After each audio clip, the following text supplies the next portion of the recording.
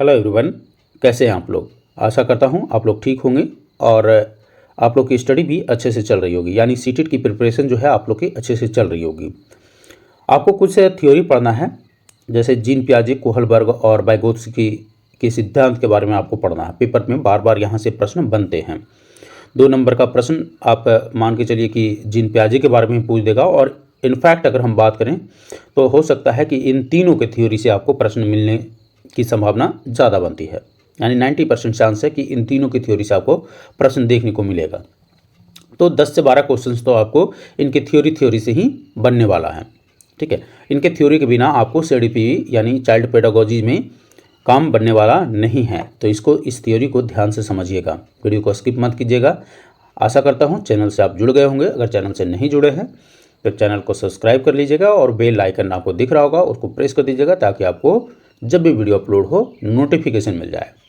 और दोस्तों, वीडियो को लाइक और शेयर जरूर कर दीजिएगा, इसमें कोई पैसा नहीं लगता यार। ठीक है, चलिए। तो जैसा कि आपको मालूम है कि हमें पढ़ना है जीन पियाजे के बारे में। तो जीन पियाजे ने एक थ्योरी दिया था, उसको बोला जाता है संज्ञानात्मक विकास का थ्योरी, कॉग्निटिव डेवलपमेंट का थ्योरी। तो जब भी ये वर्ड आपके सामने आए, कॉग्निटिव डेवलपमेंट जैसे भारी भरकम शब्द आपको दिखे, कॉग्निटिव डेवलपमेंट, राइट, तो कॉग्निटिव डेवलपमेंट जैसे भारी भरकम शब्द दिखे, आपके दिमाग में बस एक ही नाम याद आना चाहिए, जीन पियाजे का। जीन पियाजे जो थे वे स्विट्जरलैंड निवासी थे, यानी जीन पियाजे एक स्विट्जरलैंड के मनोवैज्ञानिक थे जिनका जन्म अगस्त 1896 को हुआ था, राइट। और इन्होंने एक मनोवैज्ञानिक थे। और जीन पियाजे की अगर हम बात करें तो इनका मानना था कि शिक्षकों को ना प्रयोग के द्वारा शिक्षा देना चाहिए, यानी व्यवहारिक शिक्षा देना चाहिए। इन्होंने प्रयोगात्मक शिक्षा और व्यवहारिक शिक्षा पर बल देने की बात कही थी जीन पियाजे ने बालकों में बुद्धि का जो विकास होता है, बालकों में यानी चाइल्ड में बुद्धि का विकास किस प्रकार से होता है, यह जानने के लिए जीन पियाजे ने स्वयं अपने बच्चों को अपनी खोज का विषय बनाया, यानी रिसर्च का जो सब्जेक्ट था इनका, वह स्वयं अपने बच्चों को बना डाला, सोचिए। और उनके बच्चे जैसे जैसे बड़ा होते गए, उनके मानसिक विकास संबंधी जो भी क्रियाएं, छोटी छोटी जो भी क्रियाएं थी, उनको बहुत ही बारीकियों से अध्ययन करते रहे। और इन अध्ययन के परिणाम स्वरूप, यानी जो भी इस समय में अध्ययन किए, उनके परिणाम स्वरूप जो भी विचार का प्रतिपादन किया जीन पियाजे ने, उसे ही जीन पियाजे का संज्ञानात्मक विकास बोला जाता है, कॉग्निटिव डेवलपमेंट बोला जाता है। संज्ञानात्मक विकास का मतलब यह होता है कि बच्चे की सीखने और सूचनाएं एकत्रित करने का तरीका से। एक बार फिर से मैं रिपीट कर रहा हूं, संज्ञानात्मक विकास का मतलब है बच्चे के सीखने और सूचनाएं एकत्रित करने के तरीके से। इसमें अवधान में वृद्धि, प्रत्यक्षीकरण, भाषा, चिंतन, स्मरण शक्ति और तर्क आदि शामिल है। एक वर्ड आपको सुनने को मिलेगा, समावेशन। बार बार आपके एग्जाम में प्रश्न आते हैं समावेशन कहते किसको हैं। तो पियाजे के संज्ञानात्मक सिद्धांत के अनुसार एक वर्ड आपको पढ़ना है, समावेशन, यानी वह प्रक्रिया जिसके द्वारा संज्ञानात्मक संरचना यानी कॉग्निटिव स्ट्रक्चर को संशोधित किया जा सकता है, उसको ही समावेशन कहलाता है। संज्ञानात्मक संरचना को संशोधित किया जा सके, उसको ही क्या बोला जाता है, समावेशन कहा जाता है, राइट। तो पियाजे ने अपने इस सिद्धांत के अंतर्गत यह बात सामने रखी कि बच्चों में बुद्धि का विकास जो है ना, उनके जन्म के साथ ही जुड़ा हुआ है। ध्यान दीजिएगा इस बात को। जीन पियाजे का मानना था कि बच्चों में जो बुद्धि का विकास होता है वह किससे जुड़ा हुआ है, उनके जन्म से जुड़ा हुआ है, राइट। और प्रत्येक बालक अपने जन्म के समय कुछ जन्मजात प्रवृत्तियों एवं सहज प्रक्रियाओं को करने संबंधी योग्यताएं, जैसे देखना, वस्तुओं को पकड़ना, चूसना, वस्तुओं तक पहुंचना आदि को लेकर पैदा होता है। अतः जन्म के समय बालक के पास बौद्धिक संरचना के रूप में इसी प्रकार के क्रियाओं को करने की क्षमता होती है, परंतु जैसे जैसे वह बड़ा होता है उन बौद्धिक क्रियाओं का दायरा भी बढ़ते जाता है और वह बुद्धिमान बनता चला जाता है। यानी इन शॉर्ट अगर हम बात करें तो इनका मानना है कि बच्चा जब जन्म लेता है तो उस समय भी उसके पास कुछ बुद्धि होता है, लेकिन उस बुद्धि का विकास जैसे जैसे वह बड़ा होते रहता है जैसे जैसे वह बड़ा होगा वैसे वैसे उसकी बुद्धि भी क्या होते जाता है, बढ़ते जाता है। राइट। बच्चों में दुनिया के बारे में समझ विकसित करने की क्षमता जो होती है पैदा हो जाती है और वातावरण के अनुसार स्वयं को ढालना भी आ जाता है, जिसको आप लोग कहते हैं अनुकूलन। राइट। और बच्चों में वातावरण के साथ सामंजस्य स्थापित करने की एक बेहतर क्षमता भी होती है। तो जीन पियाजे यह मानते हैं कि सीखने का अर्थ ज्ञान का निर्माण करना है। क्या करना है? ज्ञान का निर्माण करना है। अब हम कुछ टर्म के बारे में पढ़ेंगे, उसके बाद हम लोग जीन पियाजे के जो कॉग्निटिव डेवलपमेंट का स्टेजेस है उसके बारे में देखेंगे कि आखिर जीन पियाजे के कॉग्निटिव डेवलपमेंट का स्टेजेस क्या है। तो आपने अभी तक सीखा कॉग्निटिव डेवलपमेंट के बारे में कि सीखने और सूचनाएं, बच्चों में सीखने और सूचनाएं एकत्रित करने के तरीके को क्या बोलते हैं? कॉग्निटिव डेवलपमेंट बोलते हैं। इसके साथ ही जीन पियाजे के बारे में आपने देखा कि वो शिक्षा जो है शिक्षकों को प्रयोगात्मक यानी प्रैक्टिकल शिक्षा और व्यवहारिक शिक्षा पर बल देने को पर जोर दिया है। राइट। और इसके अलावे आपने देखा कि कुछ ऐसे चीज़ होते हैं जो वह जन्मजात उनकी प्रवृत्ति होती है और जैसे जैसे उनकी एज यानी बढ़ते रहती है, आयु बढ़ते रहती है, वैसे वैसे उनकी बुद्धि का विकास होता है। यह जीन पियाजे का मानना है। राइट। अब यहाँ पर आपको कुछ वर्ड्स देखने हैं जो बार बार आपके एग्जामिनेशन में आते हैं। जैसे एक वर्ड है आत्मसातीकरण, जिसको बोलते हैं एसिमिलेशन। क्या है? आत्मसातीकरण यानी एसिमिलेशन किसको कहा जाता है? तो पूर्व ज्ञान के साथ नवीन ज्ञान को जोड़ने की प्रक्रिया को ही आत्मसातीकरण कहते हैं। यानी पहले का जो ज्ञान आपके पास है उसको नवीन ज्ञान के साथ अगर आप जोड़ देते हैं तो उसको क्या बोलेंगे? आत्मसातीकरण बोलते हैं, एसिमिलेशन बोलते हैं। अगला पढ़ना है एडजस्टमेंट के बारे में। किसके बारे में? एडजस्टमेंट के। तो आपने समायोजन के बारे में पढ़ना है आपको, और एडजस्टमेंट के बारे में आप लोग कई बार पढ़ चुके होंगे। जब बालक अपने पुराने जो स्कीमा होता है, अर्थात स्कीमा कहने का मतलब ज्ञान में परिवर्तन करना प्रारंभ कर देता है, बालक जो है अपने पुराने ज्ञान में परिवर्तन कर देना प्रारंभ कर देता है, तो उस प्रक्रिया को ही समायोजन कहते हैं। यहाँ जो भी आपको पढ़ता है बालक से संबंधित पढ़ना है। तो बालक यानी जो प्रीवियस उसकी जो जानकारी है उसको चेंज करके नए जानकारी को एकत्रित कर लेना ही क्या कहलाता है? एडजस्टमेंट कहलाता है। तो बालक जो है अपने पुराने स्कीमा को बदलकर नए जो उसके स्कीमा है उसको एक्सेप्ट कर लेता है, तो उसी को क्या बोलते हैं?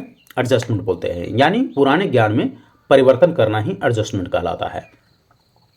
अगला एक टर्म अब आपने के दिमाग में आया होगा कि व्हाट इज स्कीमा। स्कीमा है क्या? यह भी आपके प्रश्न में बार बार आता है।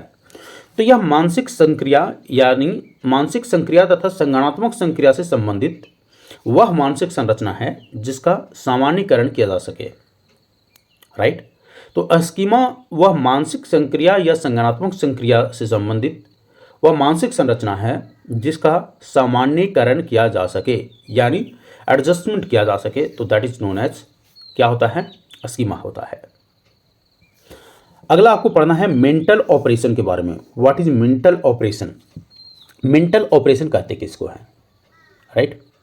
मेंटल ऑपरेशन क्या है? जब कोई बालक किसी समस्या के समाधान पर चिंतन करता है तो वह मानसिक संक्रिया की अवस्था में होता है, यानी मेंटल ऑपरेशन की अवस्था में होता है। और पियाजे का मानना है कि मानसिक संक्रिया चिंतन का एक प्रमुख साधन है।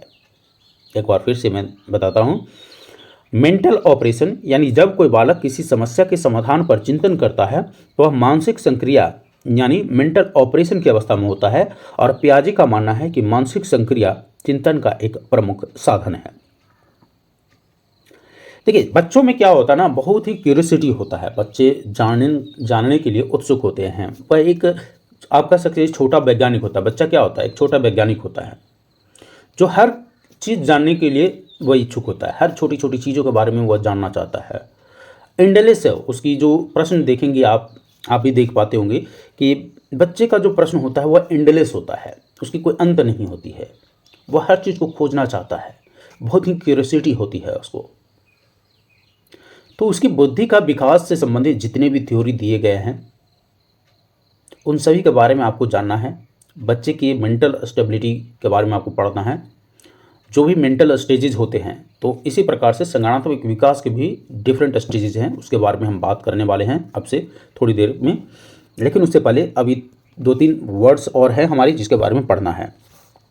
अगला है कॉग्निटिव स्ट्रक्चर के बारे में, यानी संज्ञानात्मक संरचना के बारे में। कॉग्निटिव स्ट्रक्चर की बात करें तो किसी बालक के मानसिक संगठन या क्षमताओं को उसकी संज्ञानात्मक संरचना कहा जाता है।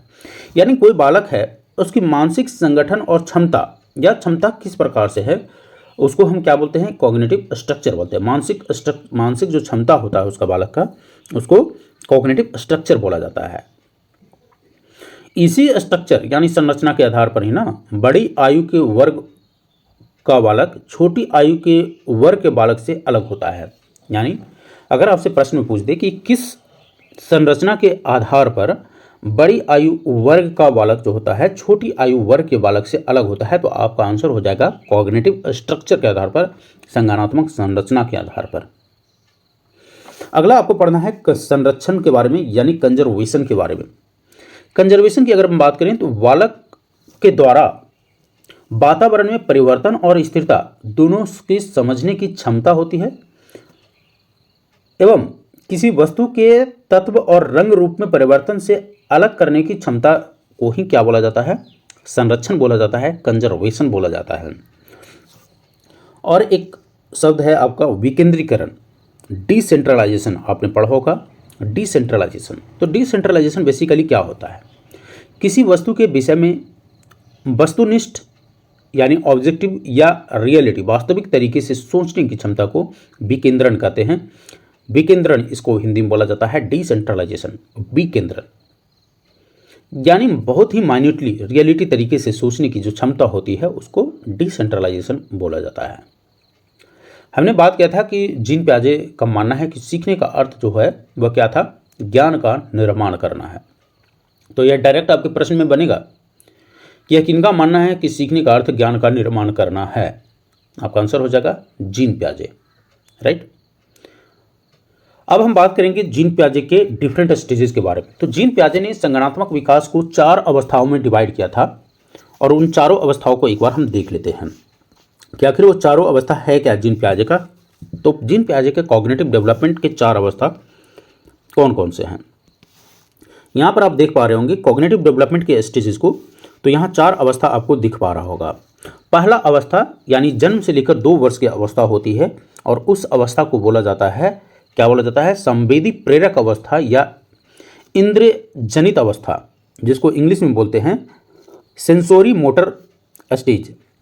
क्या बोला जाता है, सेंसोरी मोटर स्टेज, यानी संवेदी प्रेरक अवस्था या इंद्रिय जनित अवस्था को क्या बोलता है, सेंसोरी मोटर। ये पहला अवस्था है, सेंसोरी मोटर। दूसरा है अवस्था को बोला जाता है प्री ऑपरेशनल स्टेज।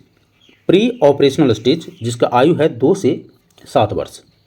तो जन्म से 2 वर्ष तक की अवस्था को सेंसोरी मोटर यानी संवेदी प्रेरक अवस्था, इसको एकदम दिमाग में बैठा लीजिएगा। जीन पियाजे ने संज्ञानात्मक विकास को कितनी अवस्थाओं में विभाजित किया, आंसर हो जाएगा सर 4 अवस्था में। पहला अवस्था क्या था, तो पहला अवस्था सर जीन पियाजे का सेंसोरी मोटर था, और उसकी एज क्या है यह भी प्रश्न में आपसे पूछेगा। जन्म से लेकर 2 वर्ष तक की अवस्था को सेंसोरी मोटर बोलते हैं, ध्यान दीजिएगा। अगला अवस्था pre operational stages. Pre operational stages यानी 2 से 7 वर्ष की अवस्था को प्री ऑपरेशनल स्टेजेस यानी पूर्व संक्रियात्मक अवस्था बोलते हैं। पूर्व संक्रियात्मक अवस्था 2 से 7 वर्ष के बोला जाता है, पूर्व संक्रियात्मक अवस्था। तीसरा है आपको जीन पियाजे के स्टेजेस में, तीसरा है कॉन्क्रीट ऑपरेशनल अवस्था, जो कॉन्क्रीट ऑपरेशनल स्टेजेस। अब ये कॉन्क्रीट ऑपरेशनल स्टेजेस को क्या बोला जाता है, हिंदी में बोला जाता है मूर्त संक्रियात्मक अवस्था। आपने मूर्त और अमूर्त अवस्था के बारे में पढ़ा होगा। तो मूर्त और अमूर्त, तो उसी में मूर्त को बोला जाता है कॉन्क्रीट ऑपरेशनल स्टेजेस, जिसकी आयु होती है 7 से 11 वर्ष तक। और इन द लास्ट आपको पढ़ना है फॉर्मल ऑपरेशनल। क्या पढ़ना है, फॉर्मल ऑपरेशनल यानी अमूर्त संक्रियात्मक अवस्था के बारे में, औपचारिक संक्रियात्मक अवस्था के बारे में, जिसकी आयु होती है 11 वर्ष से लेकर के 15 वर्ष तक। समझ में आ रहा है। तो जीन पियाजे का इन्हीं अवस्थाओं के बारे में अब आप जानने वाले हैं। तो जीन पियाजे के इन अवस्थाओं की अगर हम बात करें तो सबसे पहला जो अवस्था आपको पढ़ना है सेंसोरी मोटर, यानी सेंसोरी मोटर की अगर बात करें तो संवेदी प्रेरक अवस्था बोला जाता है, जिसको जन्म से लेकर 2 वर्ष तक का बोला जाता है। राइट, जीन पियाजे की इन अवस्था को पहला अवस्था क्या है? Sensory motor. सेंसोरी मोटर यानी संवेदी प्रेरक अवस्था, या यहाँ पर आप देख पा रहे होंगे। तो यहाँ पर देखें, the child begins to interact with the environment. इस अवस्था में यानी 0 से 2 वर्ष की अवस्था जो होती है बच्चों का, इसमें बच्चे जो है वातावरण के सभी चीज़ों से इंटरेक्ट होना शुरू कर देता है। प्रकृति के जितनी भी चीज़ें हैं उससे अपने आप को जोड़ना शुरू कर देता है बच्चा। राइट, मानसिक क्रियाएं जो होती हैं वह सेंसरी मोटर क्रियाओं के रूप में संपन्न होता है। और भूख लगने की स्थिति को बालक कैसे व्यक्त करता है? अब बताइए कि 0 से 2 वर्ष की बालक जो होता है, भूख अगर उसको लगता है तो उसको कैसे व्यक्त करेगा इस अवस्था में? आपने देखा होगा ना, कैसे, क्या बताता है वो? अब बुलाकर मम्मा मुझे भूख लगी, या नहीं, वह रोएगा। यानी बालक अगर रो रहा है तो आप यह समझ सकते हैं कि उसको भूख लगा होगा। उस अवस्था को सेंसोरी मोटर बोला जाता है। इस अवस्था में व्यक्ति आँख, कान और नाक से सूंघते हैं। देखिए, ध्यान दीजिएगा, जीन पियाजे का मानना है कि जो सेंसोरी मोटर की अवस्था होती है, यानी जो 0 से 2 वर्ष की अवस्था होती है, इसमें जब बालक अपने आप को क्या करता है? इन्वायरमेंट से जोड़ता है, अपने आप को इन्वायरमेंट से जोड़ना स्टार्ट कर देता है। बच्चे को जब भूख लगता है तो यह क्या करता है? कैसे व्यक्त करता है? रोकर व्यक्त करता है। सोचने का जो तरीका होता है वह अपने आँख, नाक और कान से सोचता है, दिमाग से नहीं सोचता है। जिन वस्तुओं को वो प्रत्यक्ष रूप से देखते हैं उनके लिए उसी का अस्तित्व होता है। यानी जो बच्चा 0 से 2 वर्ष की अवस्था में होता है तो जो अपनी आंखों से वह देखता है ना, उसी को वह रियलिटी मानता है, वास्तविकता मानता है, उसी का एग्जिस्टेंस होता है उसके लिए। इस आयु में जो बालक का बुद्धि होता है उसके कार्यों के द्वारा व्यक्त होती है। राइट, उसके जो भी कार्य होते हैं उसके द्वारा ही आप उसके बुद्धि को बता सकते हैं। एग्जाम्पल के तौर पर अगर हम देखें तो चादर पर बैठा शिशु चादर पर थोड़ी दूर स्थित खिलौने को प्राप्त करने के लिए चादर को खींचकर खिलौना प्राप्त कर लेता है। तो ये सब क्या है? उसकी एक्टिविटी है। मान लेते हैं कि एक बच्चा यहाँ एक बच्चा है, यहाँ पर ये बच्चा है। अब ये बच्चा है, सपोज दैट यहाँ पर आपने एक टॉय, दूसरा एग्जाम्पल लेते हैं, यहाँ पर टॉय लटका दिए। अब टॉय लटकाते हैं तो क्या करता है? थोड़ा सा एक डिस्टेंस होता है। तो इस डिस्टेंस को अचीव करने के लिए बच्चा कुछ एक्टिविटी करता है, तो इससे इसका बुद्धि पता चलता है। या उससे थोड़ा सा दूर आप रख दीजिएगा, तो क्या करेगा? मान लेते हैं कि भाई चादर पर कोई टॉयज रखा हुआ है, उसको क्या करेगा? तो टॉय को पाने के लिए वो चादर को खींच लेगा। तो इसका मतलब है कि उसका बुद्धि का विकास हो रहा है। राइट, और इस तरह के अवस्था अनुकरण, यानी हमने जो अभी वर्ड आपको पढ़ाया था अनुकरण, जिसको बोलते हैं इमिटेशन।